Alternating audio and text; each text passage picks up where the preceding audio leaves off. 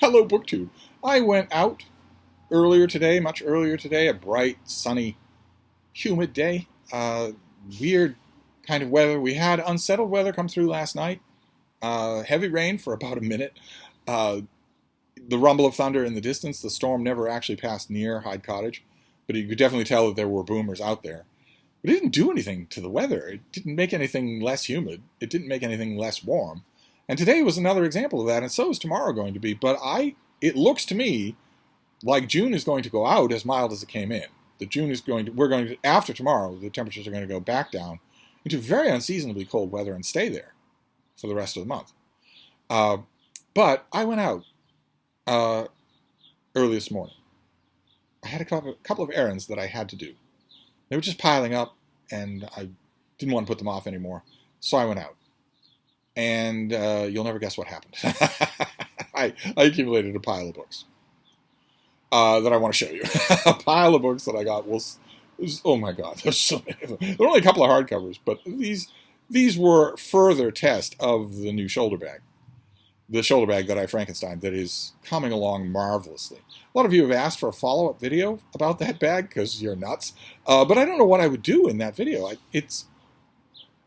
It's a really good bag. It is slowly aging. It is darkening. The leather was a kind of very light brown, and it's darkening. That leather is darkening, and it's also getting a patina of scratches and scuffs, which is exactly what I want.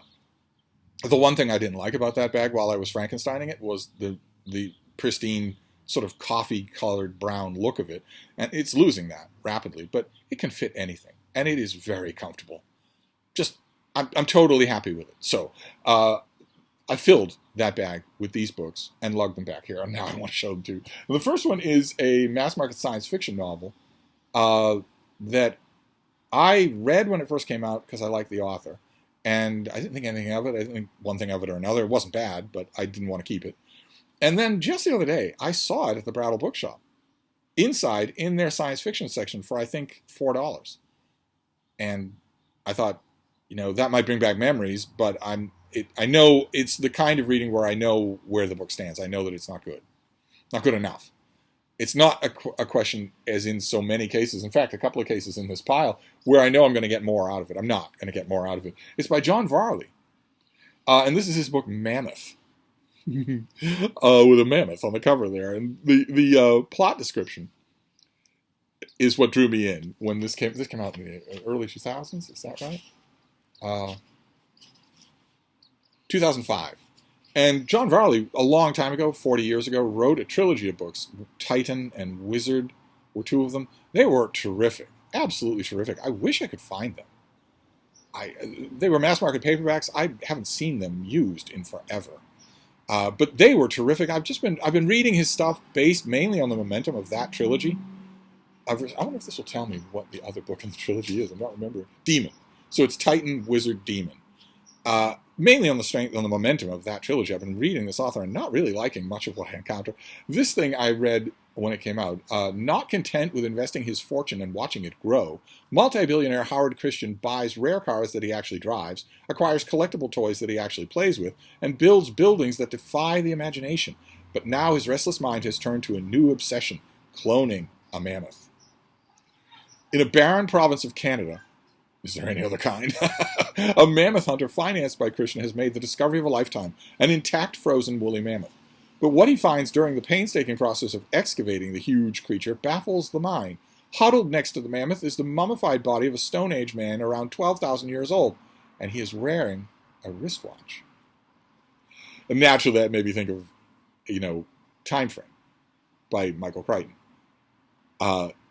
Some sort of time travel hijinks involved here, and that's what I got. I got a lot of theorizing about woolly mammoths. Of course, I'll be thinking of one element now, 20 years later, that I wasn't thinking of when I first read this book, because there are all sorts of credible reports that there are Russian scientific firms that have already successfully essentially cloned a woolly mammoth using an elephant, an African elephant, but using DNA material taken and synthesized from mammoth remains. There are all kinds of mammoth remains, and some in extremely pristine condition. that's the sense in which this book will seem a little bit dated. It was free. Every book here, this whole pile of books was free. I got it because it might be worth revisiting. I'm not 100% sure. I wouldn't pay $4 for it. But this next one, for instance, is a perfect example of something that I'm sure will be worth revisiting. This is the English language translation. The English language translation is done by Denver and Helen Lindley. Their translation of The Boat, Das Boot, by Lothar Gunther Buchheim. As you can tell, this was the mass market paperback in America from, what, 50 years ago? 40 years ago? When did this come out? This sold like crazy in America. 1975. This sold like crazy when it came out in English language translation. There was a famous movie with Jürgen Prochnow. And this mass market paperback has an inset that is very rare to have this in a mass market paperback. This is a fold-out inset that shows you, it's sort of a cover design. Glad they didn't use it. This cover is much better. But it's sort of the cast and characters, and then on the back of the inset, you get a map of the German submarine that is the location for this book, with all the parts detailed. Very nice, and not the sort of thing you would get in a modern mass market paperback. I am all up for this. I'm all up for a reread of this in this translation. And of course, I immediately thought of BookTube at War, which is a BookTube event coming up in July, where you're reading all about war in fiction and nonfiction. I haven't yet even thought about a TBR for BookTube at War. I basically think that I will probably do a book a day or a book every other day, like I do for most BookTube events when I'm really enthused. I probably do that. This will definitely be one of them. This is wobbly just a bit. The front cover is wobbly just a bit, so I am going to put reinforced tape on this. You purists out there, I don't do that with hardcover dust jackets anymore. I was tearing the guts out of you, my imaginary BookTube friends. They were wailing in pain and misery when they saw that I was doing that, so I don't do that anymore. I still have videos up on my channel on how to reinforce a book jacket with clear plastic packing tape, but I decided to try buying, just Brodart clear plastic book covers. Just buy a bunch of them. You get, I think, 10 or 15 in a package, and just see what it was like. Turns out it's very easy. It's very simple. And it doesn't make you all howl. So I don't do that with my hardcover dust jackets anymore, but I do it with mass market paperbacks. This thing's not going anywhere. It's staying with me. So I got that for BookTube at War. And then this next one, I picked it for its format. I always say on this channel that I don't really care about books as physical objects, and Mark just always tweaks me just a little by saying, yes, you do. Everybody does. And he's right. Of course he's right. What I mean by that is that I'm not a collector. So I'm not fishing after a particular version of a book because it's valuable or because it's the first or whatever. Mainly just aesthetics. And I have recently been finding this particular run of this particular author's books with this aesthetic. Now, it's totally unnecessary. I have ebooks of this author's work, and they are in this format. They are with these covers. But I found a copy of Smileys People by John le Carré with this particular reissue came out. When was this? 20 years ago? Let's see if this will tell me. I wonder if, it'll certainly give me the original publication date, which was 1979. Yeah, 2000. It wasn't 20 years ago. It was 2018. It was about 6 or 7 years ago that maybe more than that. Because these reissues came out right after I left bookselling, or I would have bought them all at the book. I love just the look of them, so I grabbed this. Then, okay, this next one. This is an author I have wanted to love over and over again, and it just has never done it. It's never worked the way it should. The reason I've wanted to love this author is fairly obvious. This is Joanna Trollope.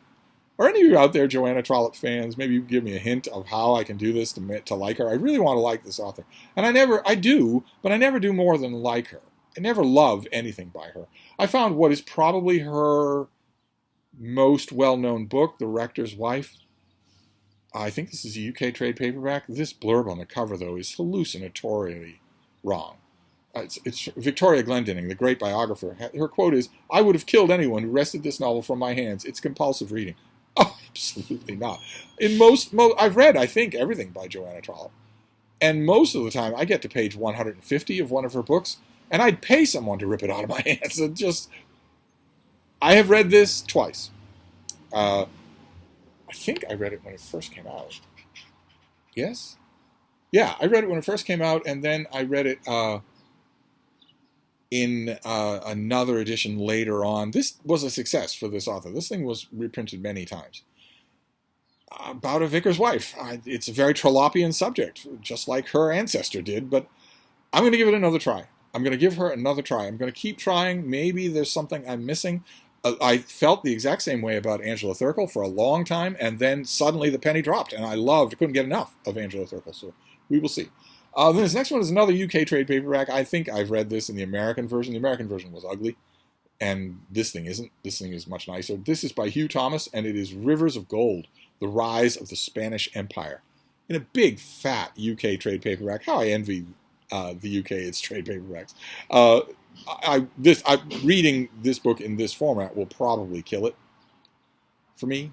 Probably it will, but that's okay. It was free, so I'm going to give this a try. I know this subject fairly well, but not nearly as well as Hugh Thomas does. I think I read the American version and liked it, but only liked it. So we'll see. Maybe a reread is in order. Then this next one is a perfect cautionary tale. I had this book. I read it when it first came out. When did you first come out? When did you do that? 2006. I read it when it first came out. Really, really liked it. My favorite of this author's books, and got rid of it. I think I got a copy from the publisher and got rid of it. And periodically, I think about it. This fascinating figure in history.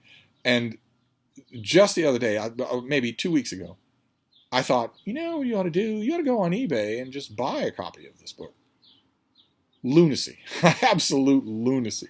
I don't know how. Oh, I know why the rest of you do it, because a lot of you live in book deserts. You don't have access to used books.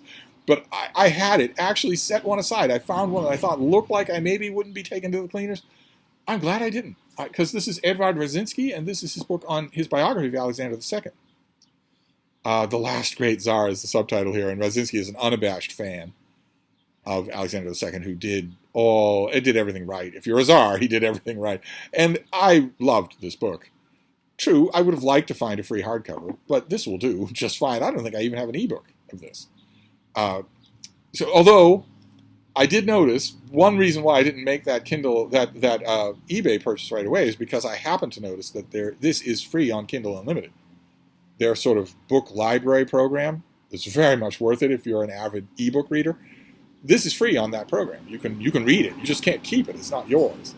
I mean, you can have it on Kindle Unlimited forever, but it means you've got one less book that you can borrow or read from Kindle Unlimited. Because once you reach, I think, 20 books, you have to return one in order to take another one out. It's a generous program. No matter how you slice it, it's a generous program. And I noticed that this was on there, but I'm a keeper of books. If I want it, and I do, mainly I want a hardcover of this, but I definitely grabbed this for a reread for free, definitely. Then this next one, when did this come out? I don't think I ever read this thing. I'll know as soon as I get into it whether I have or not. But this is from 2020. Oh, I must have read this.